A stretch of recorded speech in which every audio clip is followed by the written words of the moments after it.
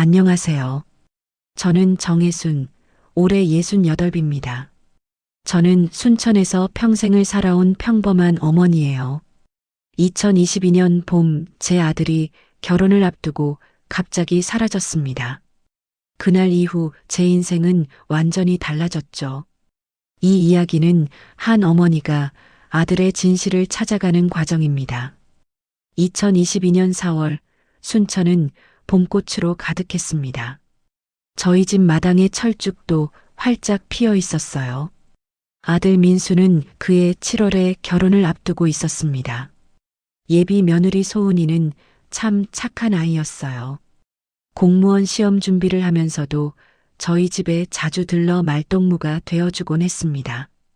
어머니, 이번 주말에 예식장 최종 확인하러 가요. 같이 가실래요? 소은이가 환하게 웃으며 물었을 때 저는 정말 행복했습니다. 30년 넘게 홀로 아들을 키운 보람을 느꼈죠. 민수 아버지는 아들이 5살 때 교통사고로 세상을 떠났습니다. 그 후로 저는 식당 주방 보조로 일하며 민수를 키웠어요. 엄마, 나 좋은 사람 만나서 행복하게 살게. 고생 많이 시켜서 미안해. 민수는 늘 이렇게 말했습니다.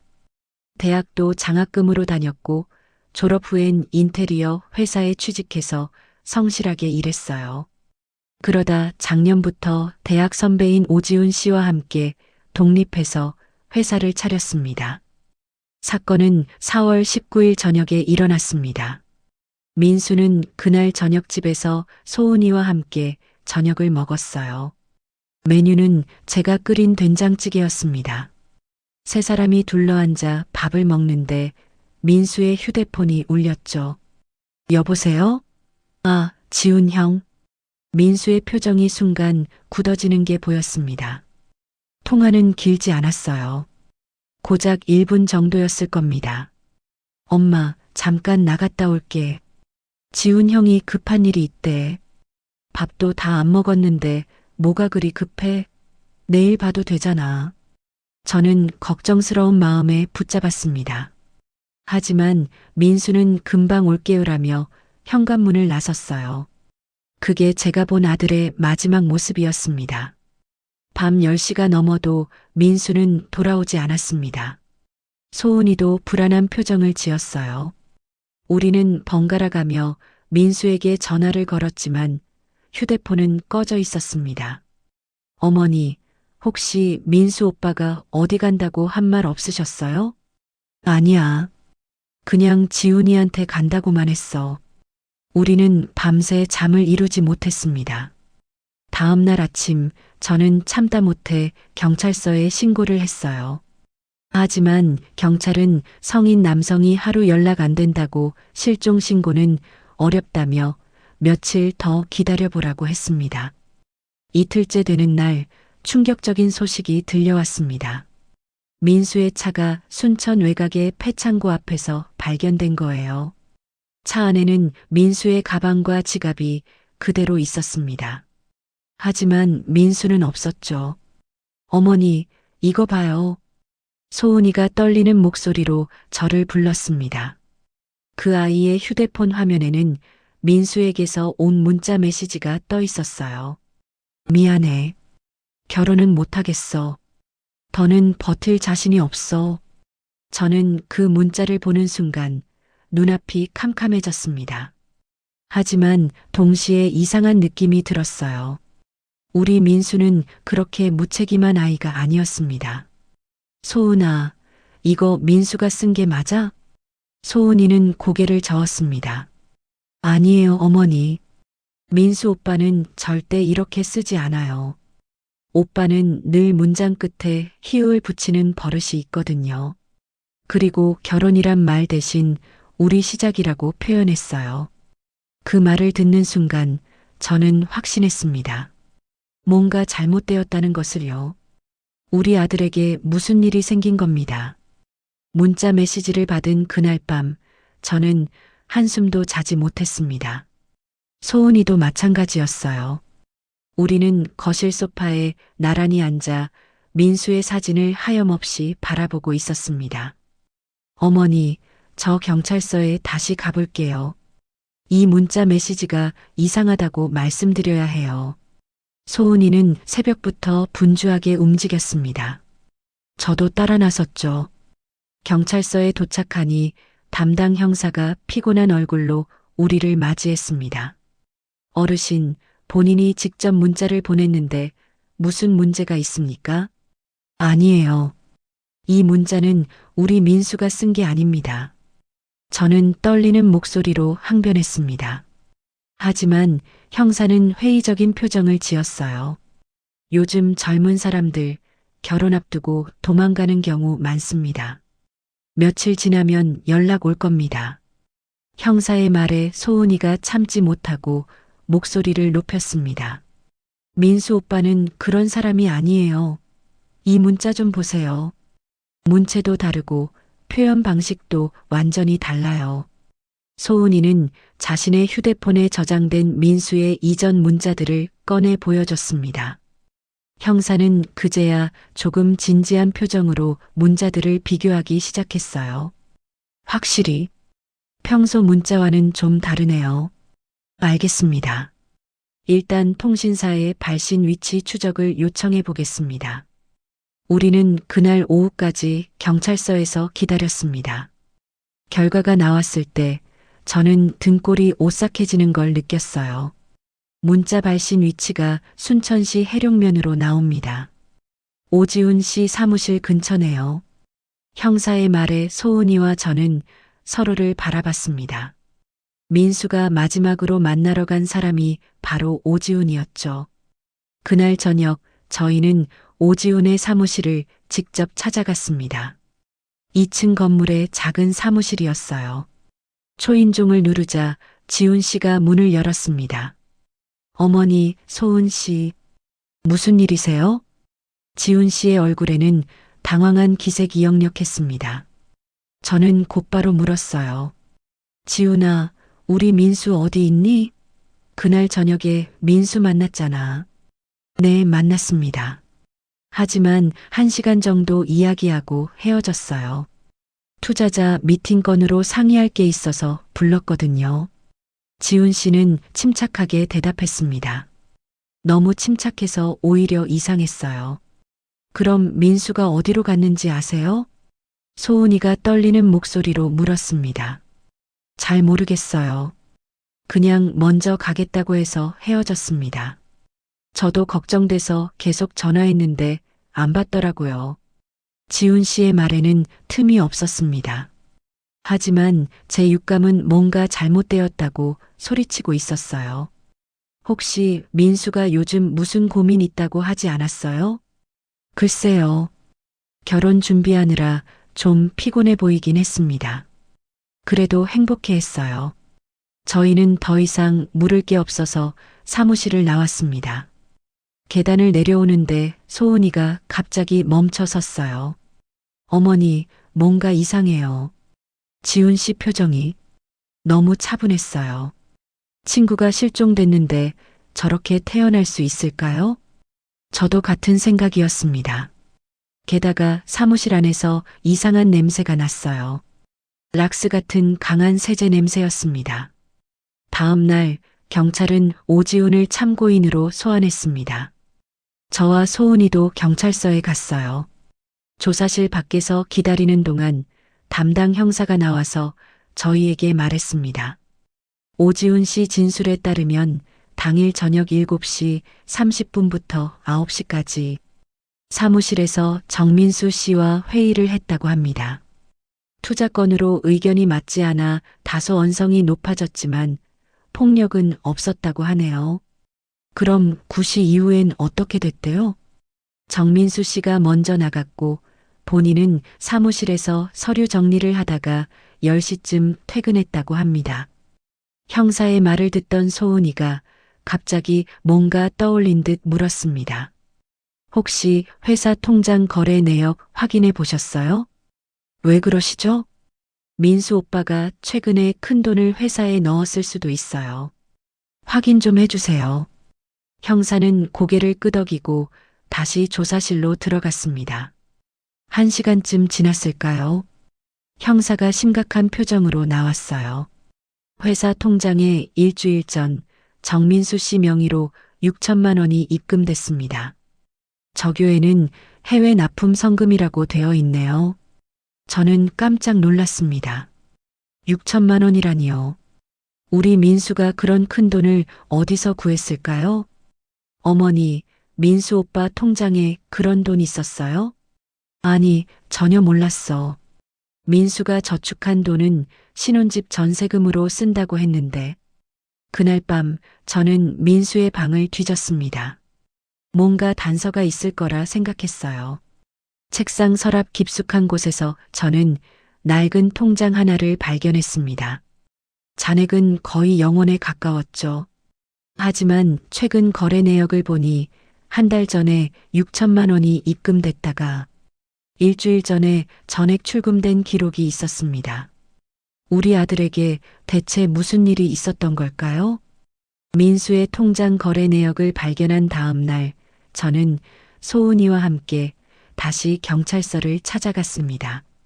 담당 형사에게 통장을 건네자 그는 한참 동안 거래 내역을 들여다보더니 고개를 끄덕였어요.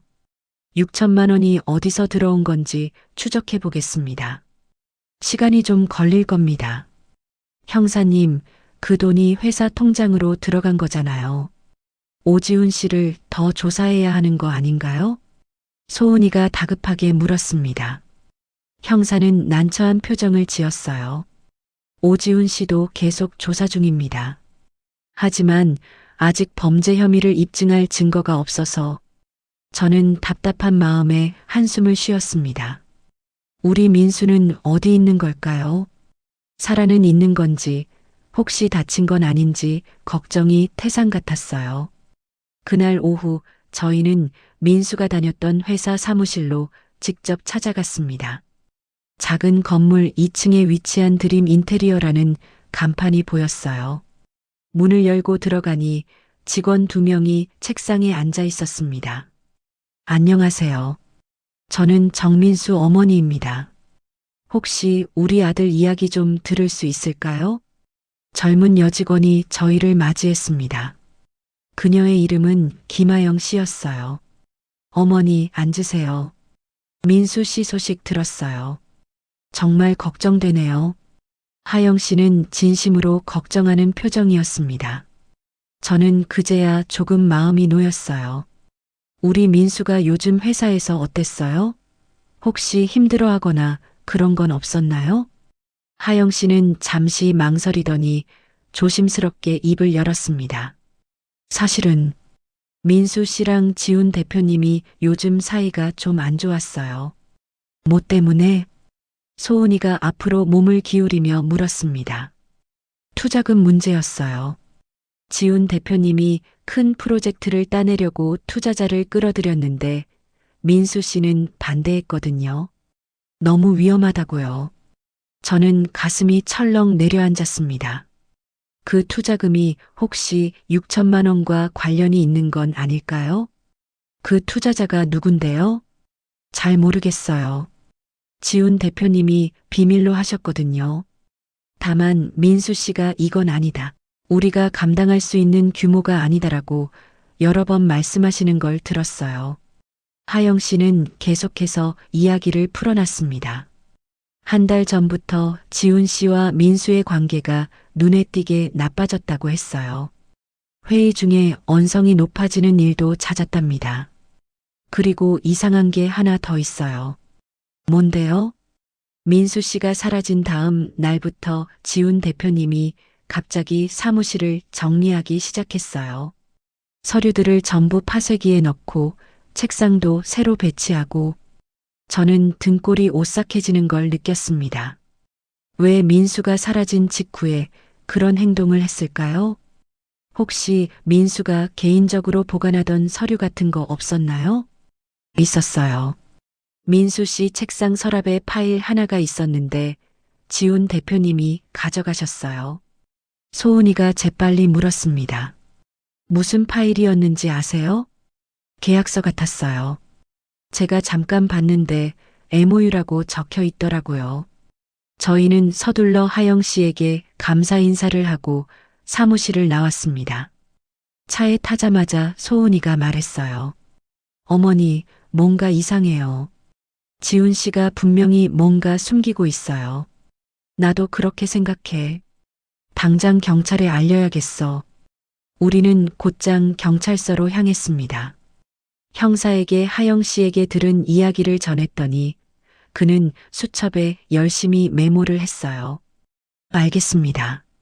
오지훈 씨 사무실 압수수색 영장을 청구해 보겠습니다. 사흘 후 경찰은 영장을 발부받아 지훈 씨의 사무실을 수색했습니다.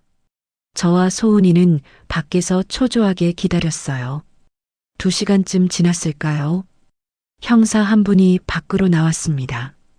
어르신, 소은 씨, 잠깐 들어오시겠어요? 우리는 서둘러 사무실로 들어갔습니다.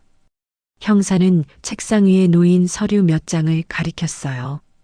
여기 투자 계약서가 있는데 서명란을 보세요. 저는 손이 떨렸습니다. 서명란에는 정민수라는 이름이 적혀 있었어요. 하지만 그 글씨체는 우리 민수의 것이 아니었습니다. 이건 민수 필체가 아니에요. 소은이가 소리쳤습니다. 저도 확신했어요. 민수는 어릴 때부터 글씨를 또박또박 쓰는 버릇이 있었거든요. 하지만 계약서의 서명은 흘려 쓴 것처럼 보였습니다. 그리고 이것도 보세요. 형사가 또 다른 서류를 꺼냈습니다. 그것은 회사 지분 변경 계약서였어요. 민수의 지분 40%가 전부 지훈 씨에게 넘어가는 내용이었습니다. 계약 날짜를 보세요. 4월 18일입니다. 그게 무슨 뜻이에요? 정민수 씨가 사라진 날이 4월 19일입니다. 그 전날 이런 계약을 했다는 게 석연치 않습니다. 저는 머리가 어지러웠습니다. 우리 민수가 왜 이런 계약을 했을까요? 아니, 정말 민수가 한 게 맞긴 한 걸까요? 오지훈 씨는 뭐라고 하나요? 정민수 씨가 자발적으로 서명했다고 주장합니다. 본인이 회사 경영에서 손을 떼고 싶어 했다고 하네요. 그날 밤 저는 잠을 이룰 수 없었습니다. 소은이도 옆방에서 훌쩍이는 소리가 들렸어요. 우리 민수는 대체 어디서 무엇을 하고 있는 걸까요? 혹시 누군가에게 협박을 받은 건 아닐까요? 다음 날 아침 제 휴대폰이 울렸습니다. 모르는 번호였어요.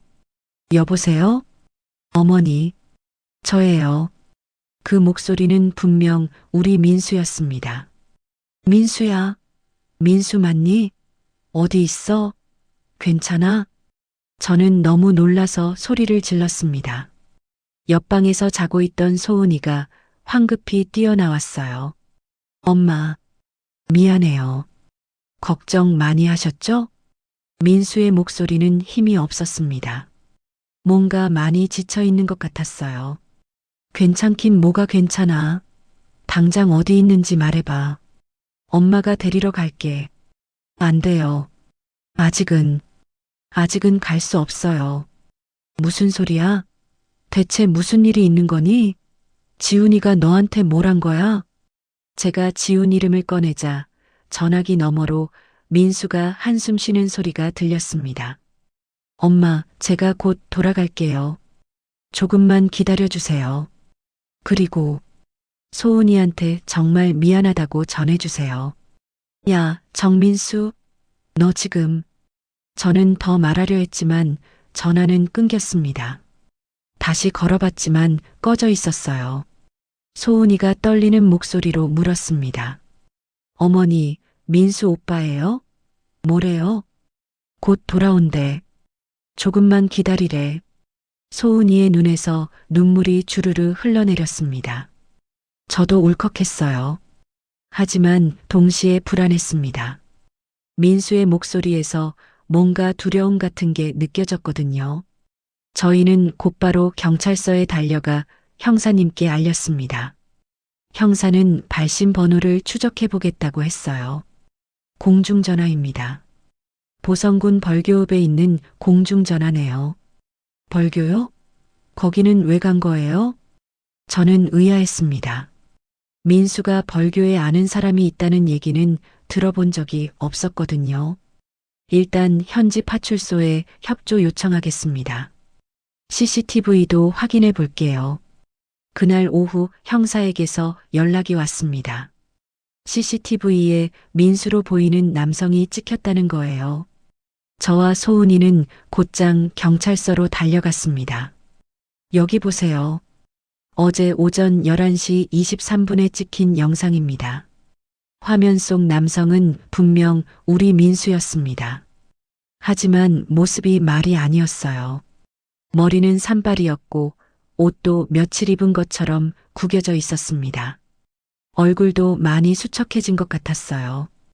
우리 민수, 저게 뭐야? 저는 가슴이 미어지는 것 같았습니다. 소은이도 손으로 입을 막으며 눈물을 흘렸어요. 현지 파출소에서 주변 수색을 진행 중입니다. 곧 찾을 수 있을 겁니다. 하지만 이틀이 지나도 민수는 발견되지 않았습니다.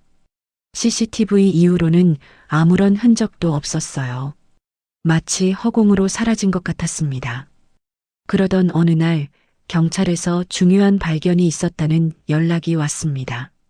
저와 소은이는 서둘러 경찰서로 갔어요. 오지훈 씨 사무실에서 추가 증거를 발견했습니다. 형사는 비닐봉지에 담긴 서류 뭉치를 꺼냈습니다. 붙박이장 뒤쪽 벽면에 숨겨져 있었어요. 오지훈 씨가 일부러 감춘 것으로 보입니다. 서류를 펼쳐보니 여러 장의 계약서가 있었습니다. 그런데 이상한 점이 하나 있었어요.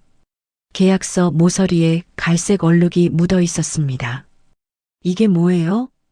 혈흔으로 추정됩니다. 정밀 감식을 진행 중입니다. 저는 숨이 멎는 것 같았습니다. 혈흔이라니요. 설마 민수가 다친 건 아니겠죠? 그리고 이 계약서를 보세요. 정민수 씨 서명 옆에 지문이 찍혀 있는데 이것도 감식해 봤습니다. 결과가 어떻게 나왔어요? 소은이가 떨리는 목소리로 물었습니다. 정민수 씨 지문이 맞습니다. 하지만 서명 필체는 다른 사람 것으로 보입니다. 그게 무슨 뜻이에요? 누군가 정민수 씨 손에 펜을 쥐어주고 억지로 서명을 받았을 가능성이 있습니다. 저는 온몸에 소름이 돋았습니다. 우리 민수가 협박당한 거예요. 경찰은 즉시 오지훈을 다시 소환했습니다. 저희도 조사실 밖에서 기다렸어요. 3시간이 넘게 조사가 진행됐습니다. 오지훈 씨는 혈흔에 대해 뭐라고 하나요? 조사가 끝난 후 형사에게 물었습니다. 코피가 났었다고 합니다. 본인 코피라고 주장하고 있어요. 그럼 혈액 검사는요? 진행 중입니다. 결과 나오면 연락드리겠습니다. 일주일 후 결과가 나왔습니다. 형사가 저희를 불렀어요. 혈액 감식 결과 정민수 씨 혈액형과 일치합니다. DNA 검사도 진행했는데 99.8% 일치합니다. 소은이가 비명을 질렀습니다. 그럼 민수 오빠가 다친 거잖아요. 그 사무실에서 무슨 일이 있었던 거예요? 오지훈 씨를 더 강하게 추궁하고 있습니다. 하지만 계속 부인하고 있습니다. 저는 주저앉고 싶었습니다. 하지만 꾹 참았어요. 지금 쓰러지면 안 됐습니다. 며칠 후 또 다른 증거가 나왔습니다. 건물 관리인이 경찰에 제보를 한 거예요. 사건 닷새 후쯤 오지훈 씨가 급하게 사무실을 도배했어요. 그리고 창문도 전부 종이로 가렸고요. 왜 그랬대요? 리모델링 한다고 했는데 이상한 건 밤새 청소하는 소리가 들렸다는 겁니다. 세제 냄새도 엄청 났고요. 관리인은 계속 증언했습니다. 새벽 2시, 3시까지 물 뿌리고 닦는 소리가 들렸어요. 뭘 그렇게 열심히 닦나 했죠. 형사는 즉시 사무실 바닥과 벽을 루미놀 반응 검사했습니다. 결과는 충격적이었어요. 사무실 곳곳에서 혈흔 반응이 나온 겁니다. 오지훈 씨, 이제 더 이상 거짓말 못합니다. 사무실에서 무슨 일이 있었는지 정확히 말하세요. 하지만 지우는 끝까지 입을 다물었습니다. 저는 그 모습을 보며 치가 떨렸어요. 우리 민수 당장 내놔. 민수가 어디 있어? 저는 참지 못하고 소리를 질렀습니다. 경찰들이 저를 말렸지만 분노를 참을 수 없었어요. 그날 밤 저는 민수의 방에 앉아 울었습니다. 우리 아들이 얼마나 무서웠을까요?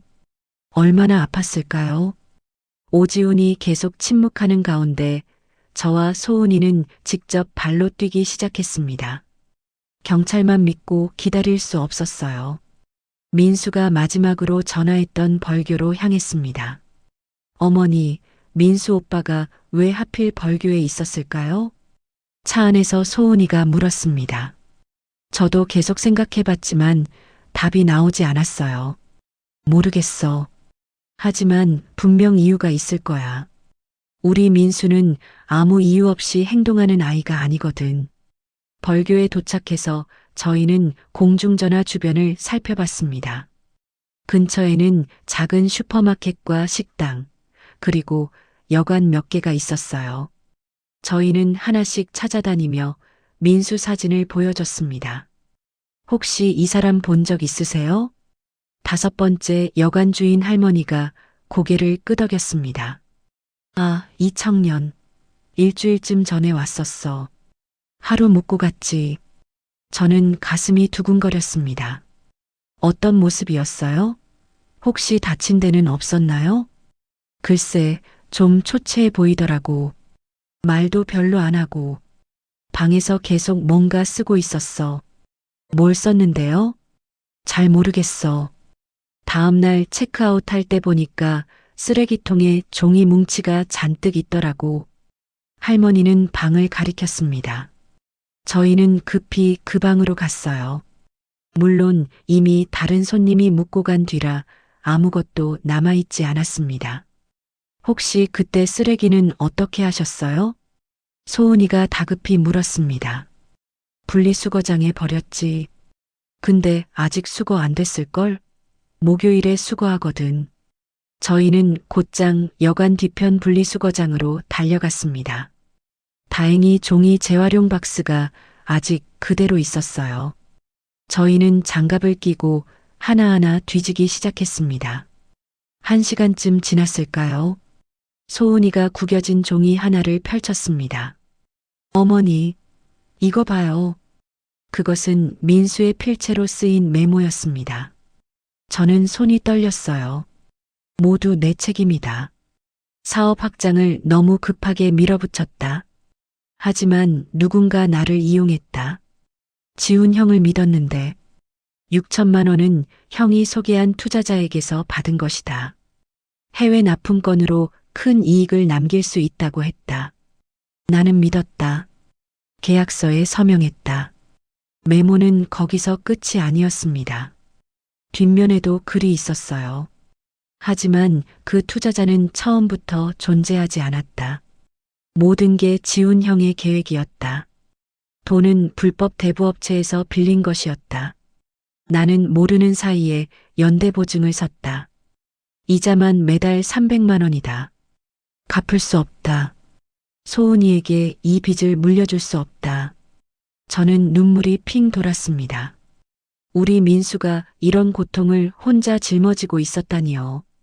소은이도 울고 있었습니다. 오빠, 왜 혼자 끙끙 앓았어요? 왜 저한테 말 안 했어요? 저희는 메모를 더 찾았습니다. 곧 또 다른 종이 조각이 나왔어요. 지훈 형과 마지막으로 만났던 그날, 형은 말했다. 민수야, 내가 회사 지분을 넘기면 내가 이 빚을 정리해 줄게. 내 이름으로 재협상하면 이자율도 낮출 수 있어. 나는 고민했다. 하지만 선택의 여지가 없었다. 다음 메모에는 더 충격적인 내용이 있었습니다. 서명하는 순간 형의 표정이 변했다. 미안하다, 민수야. 하지만 이건 사업이야. 내가 너무 순진했어. 나는 배신감에 형을 밀쳤다. 형도 나를 밀었다. 나는 책상 모서리에 머리를 부딪혔다. 피가 났다. 형은 당황했지만 곧 차갑게 말했다. 내가 먼저 때렸다고 할 거야. CCTV도 없어. 저는 온몸이 부들부들 떨렸습니다. 그 비열한 인간이 우리 민수에게 그런 짓을 했다니요. 마지막 메모에는 이렇게 적혀 있었습니다. 나는 사무실을 빠져나왔다. 차를 몰고 순천 외곽까지 갔다. 머릿속이 하얗게 비었다. 차를 버리고 무작정 걸었다. 보성으로 벌교로. 엄마와 소은이 얼굴이 계속 떠올랐다. 미안하다. 정말 미안하다. 저희는 모든 메모를 모아서 비닐봉지에 담았습니다. 그리고 즉시 경찰서로 향했어요. 형사는 메모를 읽고 심각한 표정을 지었습니다. 이건 중요한 증거입니다. 오지훈 씨를 사기와 협박, 폭행 혐의로 구속할 수 있겠습니다. 그럼 빨리 구속하세요. 그 사람이 우리 민수를 이렇게 만든 거예요. 저는 목소리를 높였습니다. 형사는 고개를 끄덕였어요. 알겠습니다. 그런데 한 가지 더 확인할 게 있습니다. 정민수 씨가 언급한 불법 대부업체를 찾아야 합니다. 경찰은 금융거래 추적을 통해 대부업체를 찾아냈습니다. 업체 대표를 조사한 결과 충격적인 사실이 드러났어요. 정민수 씨 명의로 빌린 게 맞습니다. 하지만 실제로 계약한 사람은 오지훈 씨였습니다. 정민수 씨 신분증 사본을 가져왔더라고요. 신분증을 어떻게 가져갔대요? 회사 서류 작업할 때 미리 복사해뒀던 것 같습니다. 저는 기가 막혔습니다. 처음부터 계획된 범죄였던 거예요. 경찰은 즉시 오지훈을 긴급 체포했습니다. 저와 소은이는 경찰서에서 그 소식을 들었어요. 오지훈을 사기, 횡령, 문서 위조, 폭행 혐의로 구속했습니다. 하지만 저는 기쁘지 않았습니다. 정작 중요한 건 민수를 찾는 거였으니까요. 형사님, 우리 민수는 언제 찾을 수 있어요? 최선을 다하고 있습니다. 정민수 씨가 남긴 메모를 보면 아직 어딘가에 살아있을 가능성이 높습니다. 그날 밤 저는 민수가 쓴 메모를 다시 읽었습니다. 구겨진 글씨 사이로 아들의 고통이 느껴졌어요. 민수야, 엄마가 곧 찾을게. 조금만 기다려. 저는 메모를 가슴에 꼭 안고 중얼거렸습니다. 오지훈이 구속된 지 보름이 지났습니다. 하지만 민수의 행방은 여전히 오리무중이었어요. 저는 매일 아침 민수의 빈방 앞에 서서 기도했습니다. 민수야, 제발 무사하기를. 엄마한테 돌아와. 소은이도 매일 경찰서에 전화해서 진행 상황을 물었습니다. 하지만 새로운 소식은 없었어요. 그러던 어느 날 형사에게서 연락이 왔습니다. 어르신, 좋은 소식입니다. 태국 치앙마이에서 정민수 씨로 추정되는 한국인이 목격됐습니다. 태국이요? 우리 민수가 왜 태국에? 저는 믿을 수 없었습니다. 민수가 해외로 나갔다니요. 현지 한인회를 통해 확인 중입니다. 곧 연락 올 겁니다. 이틀 후 확실한 소식이 왔습니다. 치앙마이의 한 게스트하우스에서 민수가 발견된 거예요.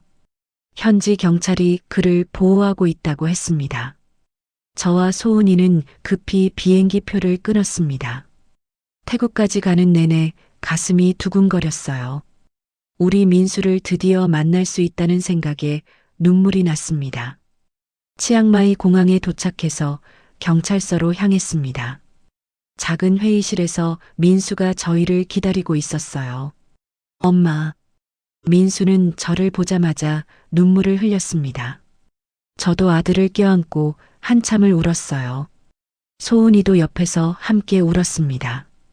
민수야, 왜 이렇게 멀리까지 온 거니? 얼마나 걱정했는데. 죄송해요, 엄마. 전 정말 어떻게 해야 할지 몰랐어요. 민수는 수척해진 얼굴로 말했습니다. 한 달 사이에 몰라보게 야위었어요. 현지 경찰과 한국 대사관 직원이 함께 자리했습니다. 민수는 천천히 이야기를 시작했어요. 지훈 형한테 당한 뒤 저는 모든 게 무너진 것 같았습니다. 6천만 원 빚에 회사 지분까지 빼앗겼어요. 엄마와 소은이한테 이런 모습 보일 수 없었습니다. 그래서 도망친 거야? 소은이가 떨리는 목소리로 물었습니다. 네. 정말 비겁했습니다. 순천 외곽에 차를 버리고 기차를 타고 부산으로 갔어요. 부산에서 며칠 숨어 지내다가 저축해둔 돈으로 태국행 비행기 표를 샀습니다. 저는 한숨이 나왔습니다. 우리 아들이 그렇게 고통스러웠다니요. 그럼 엄마한테 보낸 문자는? 그건 제가 보낸 게 아니에요. 아마 지훈 형이 제 휴대폰으로 보낸 것 같습니다. 역시 그랬습니다. 저와 소은이의 예상이 맞았어요. 한국 대사관 직원이 서류를 꺼냈습니다. 정민수 씨, 한국으로 돌아가셔야 합니다. 오지훈 씨 사건 증인으로 조사받아야 해요. 알고 있습니다. 제가 모든 걸 말씀드리겠습니다. 일주일 후 저희는 함께 한국으로 돌아왔습니다. 인천공항에 내리는 순간 민수는 깊게 숨을 들이쉬었어요. 엄마, 소은아, 이제 정말로 다시 시작하고 싶어요. 경찰 조사가 시작됐습니다. 민수는 오지훈과의 모든 일을 진술했어요. 사기 과정, 폭행당한 일, 억지로 서명한 계약서까지 전부 말했습니다. 그런데 조사 과정에서 이상한 점이 발견됐습니다. 형사가 민수를 불렀어요. 정민수 씨, 한 가지 설명이 필요한 게 있습니다. 무엇인데요? 당신 명의 신용카드가 당신이 태국에 있는 동안에도 순천에서 사용된 기록이 있습니다. 저는 깜짝 놀랐습니다. 민수도 당황한 표정을 지었어요. 그럴 리 없는데요. 제 카드는 전부 제가 가지고 있었는데 카드를 분실한 적 없습니까? 아, 잠깐만요. 민수는 뭔가 떠올린 듯 얼굴이 굳어졌습니다. 사무실에 여분 카드 하나를 두고 왔어요. 비상용으로요. 그 카드로 식당, 주유소, 편의점 결제가 됐습니다. 당신이 실종된 이후에요. 형사는 거래 내역을 보여줬습니다. 민수가 사라진 후 일주일 동안 순천 시내 곳곳에서 카드가 사용됐더라고요. 누가 쓴 거예요? 소은이가 물었습니다. 오지훈으로 추정됩니다. CCTV를 확인해 보니 오지훈 씨가 맞습니다. 저는 이해가 안 됐습니다. 왜 지훈이가 민수 카드를 썼대요? 형사는 심각한 표정으로 말했습니다. 위장 공작으로 보입니다. 정민수 씨가 살아있다는 흔적을 남기기 위해서요. 그 말을 듣고 저는 소름이 돋았습니다. 그럼, 설마, 네, 처음에 오지훈 씨는 정민수 씨를 제거하려고 했을 가능성이 있습니다. 하지만 실패했고 정민수 씨가 도주하자 계획을 바꾼 것으로 보입니다. 민수는 창백한 얼굴로 고개를 떨구었습니다. 며칠 후 더 충격적인 사실이 드러났습니다. 오지훈 사무실에서 발견된 계약서의 작성 날짜가 조작된 거예요. 이 계약서, 날짜가 4월 18일로 되어 있지만 실제로는 4월 21일에 작성됐습니다. 어떻게 알 수 있어요? 종이에 묻은 잉크를 분석했습니다. 잉크 성분과 산화 정도를 보면 작성 시기를 추정할 수 있거든요. 4월 21일은 민수가 이미 사라진 뒤였습니다. 그 말은 즉, 오지훈이 혼자서 계약서를 위조한 거군요. 형사가 고개를 끄덕였습니다. 그렇습니다. 정민수 씨 지분을 합법적으로 가져간 것처럼 꾸민 겁니다. 저는 분노가 치밀어 올랐습니다. 그 악질 같은 인간이 우리 민수를 이용해 먹은 거예요. 형사님, 지훈이 형량이 어떻게 되나요? 민수가 조용히 물었습니다. 여러 혐의가 추가됐습니다. 사기, 횡령, 폭행, 문서 위조, 신용카드 부정사용까지 최소 7년에서 10년은 받을 겁니다. 그날 밤 민수는 소은이에게 무릎을 꿇었습니다. 소은아, 정말 미안해. 나 때문에 너무 힘들었지? 소은이는 한참 동안 아무 말도 하지 않았습니다. 그러다가 천천히 입을 열었어요. 오빠, 나도 많이 생각해 봤어요. 소은이의 말을 기다리는 민수의 얼굴에는 불안과 기대가 교차했습니다. 저도 숨을 죽이고 두 사람을 바라봤어요. 오빠가 저한테 말했어야 했어요. 아무리 힘들어도 함께 해결할 수 있었잖아요. 소은이의 목소리는 차분했지만 단호했습니다. 미안해, 소은아. 정말 미안해. 난 너한테 짐이 되고 싶지 않았어. 그게 문제예요, 오빠. 사랑하는 사람한테 짐이 된다는 게 뭐예요? 우린 함께 짐을 나눠지는 거잖아요. 민수는 고개를 들지 못했습니다. 소은이가 한숨을 쉬었어요. 오빠, 저는 오빠를 용서할 거예요. 하지만 결혼은 못할 것 같아요. 적어도 지금은요. 민수의 얼굴이 일그러졌습니다. 저도 가슴이 아팠어요. 하지만 소은이의 말이 틀린 건 아니었습니다. 오빠가 먼저 혼자 서야 해요. 빚도 정리하고 마음도 추스르고 그런 다음에 다시 이야기해요. 소은이는 눈물을 닦으며 자리에서 일어났습니다. 저는 이만 가볼게요, 어머니. 그래, 소은아. 힘들었지? 집에 가서 푹 쉬렴. 소은이가 현관문을 나서자 민수는 그대로 주저앉았습니다. 저는 아들의 어깨를 토닥여줬어요. 괜찮아, 민수야. 소은이 말이 맞아. 천천히 하나씩 해결하자. 한 달 후 오지훈의 재판이 열렸습니다. 저와 민수, 소은이는 방청석에 앉아 있었어요. 지훈은 피고석에 앉아 고개를 숙이고 있었습니다. 검사가 기소 내용을 읽어 내려갔습니다. 사기, 횡령, 문서 위조, 폭행, 신용카드 부정사용. 혐의만 해도 5가지가 넘었어요. 피고인 오지훈은 피해자를 기망하여 6천만 원 상당의 금원을 편취하고 회사 지분을 불법적으로 취득했습니다. 또한 피해자에게 폭행을 가했으며 피해자 명의 신용카드를 무단으로 사용했습니다. 재판장이 지훈에게 물었습니다. 피고인 할 말 있습니까? 지훈은 한참을 침묵하다가 입을 열었습니다. 죄송합니다. 변명의 여지가 없습니다. 그의 목소리는 떨리고 있었어요. 하지만 저는 동정심이 들지 않았습니다. 피해자에게 하고 싶은 말은? 지훈은 민수를 바라봤습니다. 민수야, 정말 미안하다. 나는 내 친구가 아니었어. 그저 내 순수함을 이용한 비겁한 인간이었어. 민수는 표정 하나 변하지 않았습니다. 저는 아들의 손을 꼭 잡았어요. 재판은 3번의 공판 끝에 결론이 났습니다.